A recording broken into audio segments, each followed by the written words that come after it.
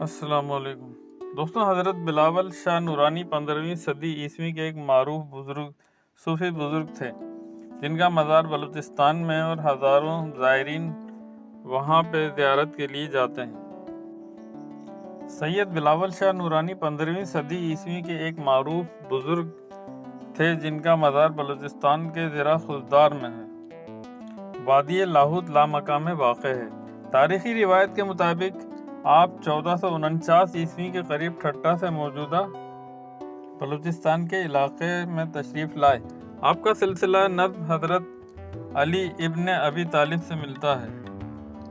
حضرت بلاول شاہ نورانی کا سالانہ عرس رمضان المبارک کی 10 تاریخ کو منایا جاتا ہے، جس میں ملک بھر سے زائرین بڑی تعداد میں شرکت کرتے ہیں۔